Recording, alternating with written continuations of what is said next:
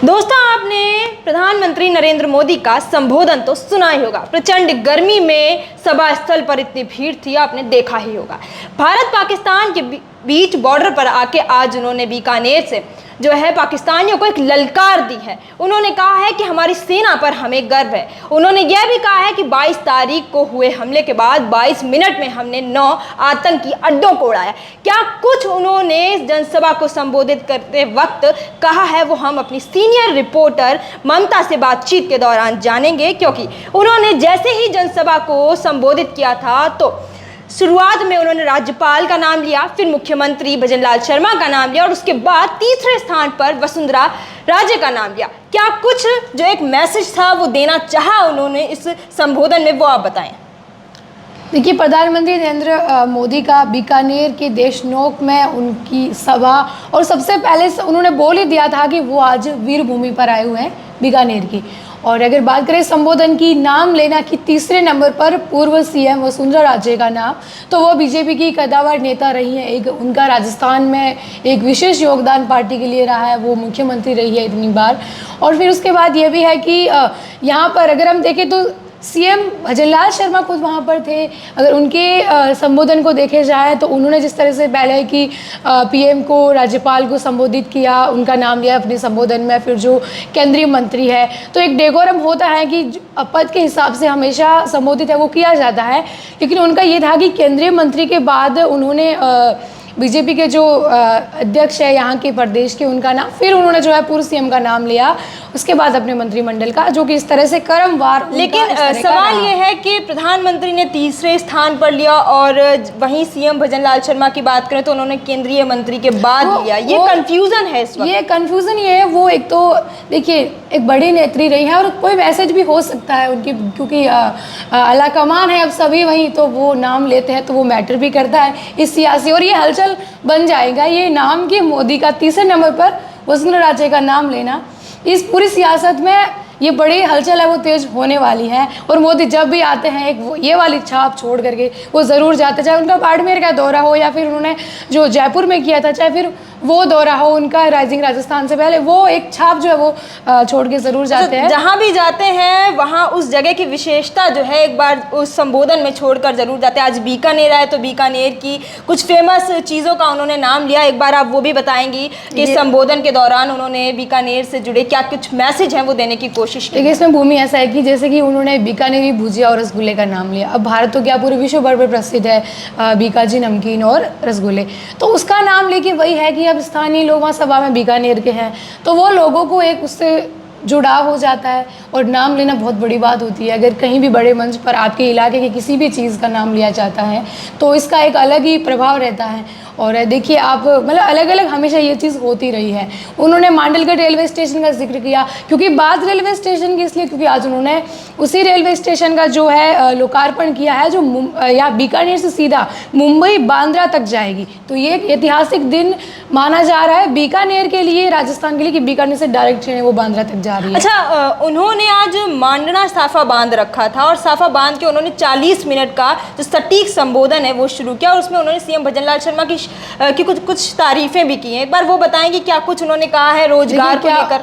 क्या होता है कि रोजगार, उन्होंने अगर 2 चीज़ों पर ज़्यादा ध्यान दिया है, वो है इंफ्रास्ट्रक्चर और ऑपरेशन सिंदूर, जिनका बार बार मोदी ने जिक्र किया है। वो हम समझ ले, अब राजस्थान की धरती पर आए हैं वो यहाँ पर, तो स्टेट में वही है कि उनका कि यहाँ पर डबल इंजन की सरकार है तो किसी को डरने की ज़रूरत नहीं है, काम सारे हैं वो हो रहे हैं। हमारे सीएम है भजनलाल शर्मा, वो काम जो वो कर रहे हैं उनका वही था।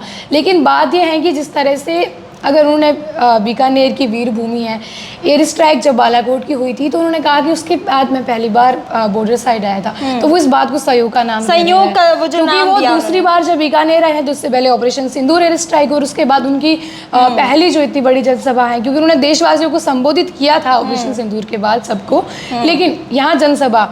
लेकिन सबसे बड़ी बात यह है कि उनके साफे से लेकर के वीर भूमि का जिक्र, राजस्थान वीरों की भूमि है, बलिदान शहादत, फिर बीकानेर का जिक्र, फिर सीमा से एक वो दहाड़ उनकी कि लाइक सिंदूर को मिटाने का काम आपने किया है लेकिन हम आपको मिटा देंगे, सीधा संदेश था कि हमने जवाब ऑपरेशन सिंदूर से आपको दिया है, आप आगे ऐसी कोशिश भी मत करना क्योंकि हम आपको जवाब है वो दे देंगे। तो ये पाकिस्तान को एक कड़ा जवाब है मोदी का, क्योंकि पाकिस्तान का ये है ना कि शर्म तो रही नहीं है जिस तरह से। और मोदी को फिर ये, अब उन्होंने ये भी कहा है कि मोदी का दिमाग ठंडा है, ठंडा रहेगा, लेकिन मोदी लहू गरम है, लहू गरम है। यानी कि उनका पाकिस्तान को लेकर के जो रुख है कड़ा है, क्योंकि वो संबोधन में भी उन्होंने उस दिन भी कहा था कि पीओके और आतंकवाद को लेकर के सिर्फ पाकिस्तान से बात होगी, इसी मसले पर होगी, हम पाकिस्तान से शांति से बात ऐसे नहीं कर सकते। अच्छा, नाल एयरपोर्ट को लेकर आप क्या कहेंगे? नाल एयरपोर्ट बहुत पुराना एयरपोर्ट है और इस ऑपरेशन सिंदूर के दौरान नाल एयरपोर्ट की काफ़ी चर्चाएं भी आपने सुनी होंगी। आज क्या कुछ नाल एयरपोर्ट को लेकर संबोधन के दौरान हुआ है बातचीत, वो आप बताएं एक बार। देखिए, नाल एयरपोर्ट जो एयरबेस भी है और उसका बड़ा रहा है अपना योगदान उस समय में, जब इतने सारे आधुनिक, जब आज भारत के पास सारे वो उपकरण, सारा कुछ है जिनसे मिसाइलें, ड्रोन जो सबको ध्वस्त कर सकते, किया भी। लेकिन नाल का उस समय ये था कि इस तरह के जो है, जब नाल एयरबेस पर इस तरह के साधन थे उस समय जब युद्ध छिड़ा था, तो यहाँ से कि बड़ी वो एक पुराना माना जाता है, अंग्रेज़ों की देन है, उन्होंने बनवाया था। और उस समय जो है जब युद्ध हुआ था तो किस तरह से वहाँ पूरा जो है सेना नाल से सारा कुछ वो है हैंडल कर रही थी, उसी एयरबेस से जो है दुश्मन को जवाब देने के लिए सारा कुछ जो है अपने जो भी विमान थे सैन्य, उन्हीं को वहीं से जो वो हैंडल कर रही थी। अच्छा, राजस्थान की कनेक्टिविटी के लिए भी एक वो बड़ा मैसेज दे गए हैं, उन्होंने ग्रीन कॉरिडोर की बात की है कि राजस्थान का जो कनेक्टिविटी है वो भी अब जो बढ़ेगी, जितनी कनेक्टिविटी बढ़ेगी उतना रोजगार बढ़ेगा, संसाधन बढ़ेंगे। ऑब्वियसली कि अगर बात ले लें, उन्होंने राजस्थान, जैसे अमृतसर से जालंधर के बीच में राजस्थान भी आएगा, और बात करें फिर उनको पेट्रोलियम पर, क्योंकि रिफाइनरी का जो शुरुआत में जब रिफाइनरी का शिलान्यास है उन्हीं के हाथों से हुआ था जब वो पहली बार प्रधानमंत्री बने थे। और उसके बाद जब पचपदरा में, तो वहाँ तो रोजगार का ये है कि जब पेट्रोलियम का इतना कुछ यहाँ पर भंडार है, अगर बात करें यहाँ बाड़मेर से फिर गुजरात तक वो जा रहा है, तो उनका यही था कि पेट्रोलियम जो है उसको लेकर के रिफाइनरी का काम जिस तरह से पचपदरा में चल रहा है, उन्होंने जिक्र भी किया, बाड़मेर में जिस तरह से हो रहा है, तो वो एक है कि हाँ स्वतः रोजगार है वो हो ही रहा है। और लाइक भारत इसमें अपना और जो है ढूंढ रहा है जगह, क्योंकि भारत के पास है, तो ये एक चीज़ है कि आपको अभी टेंशन लेने की जरूरत नहीं है, इतना कुछ है यहाँ के। जैसा आपने सुना कि संबोधन के दौरान प्रधानमंत्री ने कहा कि उनका लहू है वो गर्म है, दिमाग ठंडा रहता है, वैसे ही उन्होंने कहा कि सिंधु जल समझौते के लिए पानी है वो हम पाकिस्तानियों को नहीं देंगे, हम पाकिस्तानियों को भारत का पानी नहीं पिलाएंगे। वो उसी दिन हो गया था जब पहलगाम आतंकी हमला हुआ। बता दें आपको, अभी भी वो प्रधानमंत्री ने इसका जिक्र किया कि जिस तरह से 22 तारीख को जो पाकिस्तान है ऐसी करतूत की, हमने उस 22 तारीख का जवाब 22 मिनट में दे डाला। समझ रहे हैं ना आप कि जो भी आतंकी अड्डे थे उनको 22 मिनट में हमने नष्ट कर दिया। आधी रात जब पाकिस्तान के पीएम हो या उनका मुनीर हो, सब चैन की नींद सो रहे थे ना, दूसरे दिन से उनको सोने नहीं दिया इंडिया ने, और अगले 10 दिन तक पाकिस्तान का चाहे प्रधानमंत्री हो या उनका चीफ हो सेना का सो नहीं पाए, चाहे फिर पाकिस्तानी सेना। तो मोदी का ये स्पष्ट जवाब है कि रात को 12 बजे हमने हमला करके सारा कुछ नष्ट कर दिया। 22 तारीख का जवाब हमने 22 मिनट में दिया। ऐसी हरकत आपने की तो हम 10 मिनट में भी तबाह कर सकते हैं। साथ ही में उन्होंने ये भी कहा कि पाकिस्तान के जो एयरबेस है वो आईसीयू में पड़े हुए हैं। उन्होंने ऐसा क्यों कहा? नतीजा इसी का है कि ऑपरेशन सिंदूर में जब उन्होंने एक बात कही कि हमने अपनी तीनों सेनाओं को खुली छूट है वो दे दी थी, प्रधानमंत्री ने ये आज भी कहा है, और हमने बोला कि आप जाओ जो करो, सेना ने कर दिखाया। जिस तरह से उनका जो है नूरजहां एयरबेस जो है उनको नुकसान पहुंचा है, पाकिस्तान इस बात को एडमिट नहीं कर रहा है, तो वो अलग बात है। क्योंकि जिस तरह से रात को हमला हो रहा है वहाँ पे, आतंकवादियों के अड्डे नष्ट हो गए हैं, एक तो आतंकवादी मसूद अजहर का परिवार खत्म कर दिया गया, तो एयरबेस को नुकसान कैसे नहीं पहुंचा जब जंग ये रुकी नहीं थी, अगले दिन भी चालू थी, तीसरे दिन भी चालू थी। तो भारत ने भी तो अपनी ओर से कार्रवाई की थी ना, क्योंकि उन्होंने भी यहाँ पर जो है पठानकोट एयरबेस, नाल उत्तरलाई को जो है नुकसान पहुंचाने की कोशिश की थी। तो ऐसा है कि आईसीयू में इसीलिए कि एयरबेस को नुकसान हुआ है। कुछ तस्वीरें भी आई थी वहाँ पे, वहाँ के एयरबेस थी कि किस तरह से लाहौर में। उन्होंने ये भी कहा था कि पाकिस्तान को जो है कीमत चुकानी पड़ेगी अर्थव्यवस्था से, पाकिस्तान की सेना को।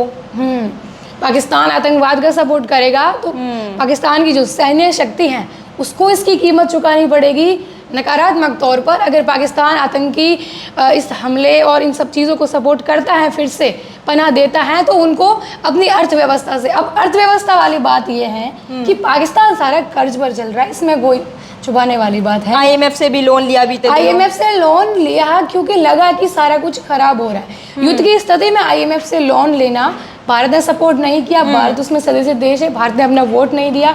विश्व बैंक में जाकर के भारत ने वहाँ पर ये अपना पक्ष भी दिया है कि हम सपोर्ट नहीं करें, आप सोचें, इनको लोन मत दीजिए क्योंकि ये इनसे महंगे हथियार। चीन को कड़ा जवाब हम कहना चाहेंगे मोदी ने एक बार फिर से दिया। उन्होंने ये कहा कि वो देश उनके हथियार भी यहाँ पर काम नहीं करे।